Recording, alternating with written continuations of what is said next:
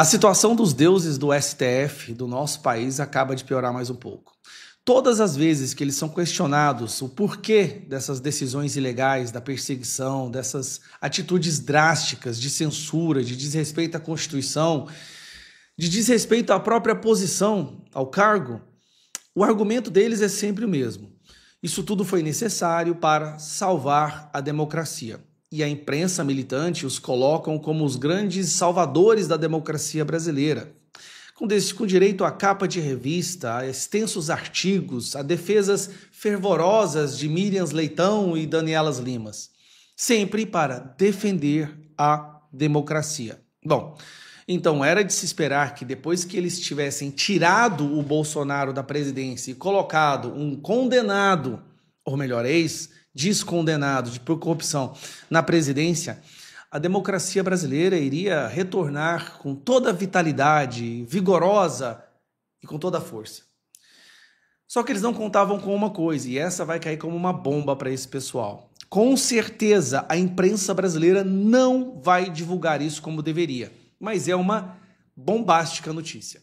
Todos os anos, uma gigantesca revista dos Estados Unidos, britânica, ela faz uma análise da democracia mundial. Uma análise onde elas levam em considerações muitos fatores.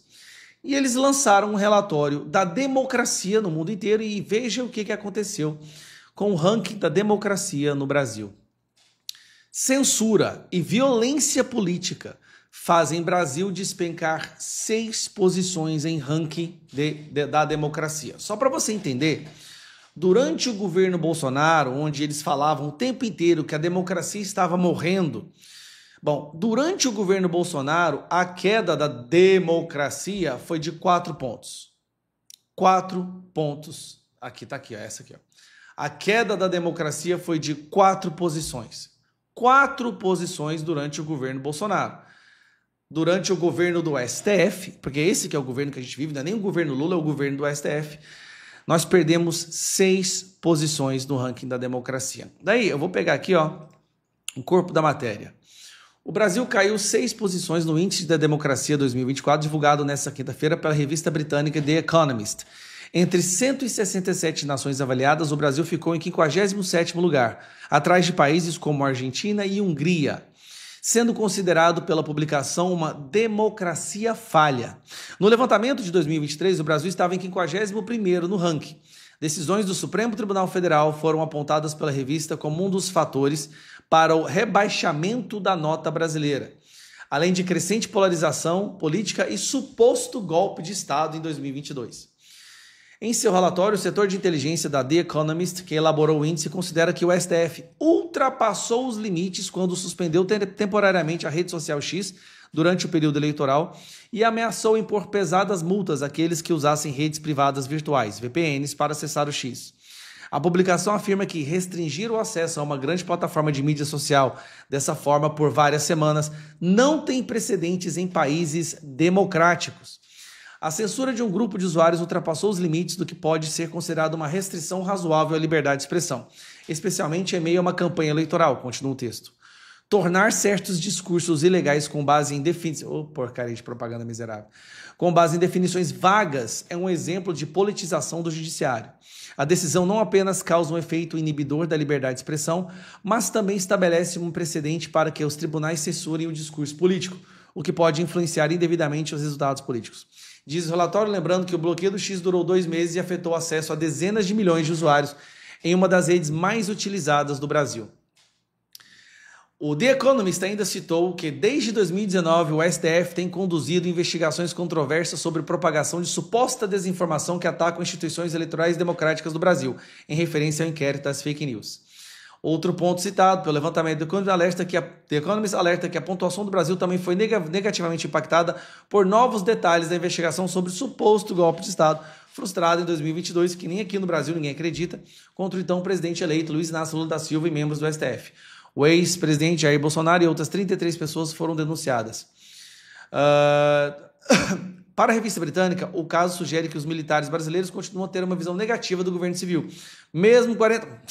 Olha só que erro da revista aqui. Os militares ajudaram essa ditadura do judiciário a se consolidar. Vamos lá, todo esse cenário fez com que o Brasil perdesse pontos nos quesitos liberdades civis e funcionamento do governo. O estudo também leva em conta o processo eleitoral em que o Brasil tem sua maior nota, participação política e cultura política para classificar os países em democracias plenas, falhas, regimes híbridos e regimes autoritários. Então, olha, o Brasil está aqui, ó, democracia falha. Nós já estamos entrando em regime híbrido, que é assim, uma parte ditadura, uma parte democracia.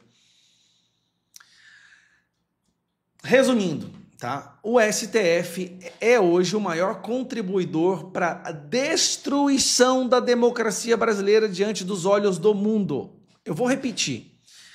O Alexandre de Moraes é o principal responsável por derrubar o Brasil no ranking das democracias mundiais. Tem como ficar pior que isso? Eu te garanto que tem, que é esse aqui, ó. Brasil despenca em índice de corrupção e tem a pior nota desde 2002.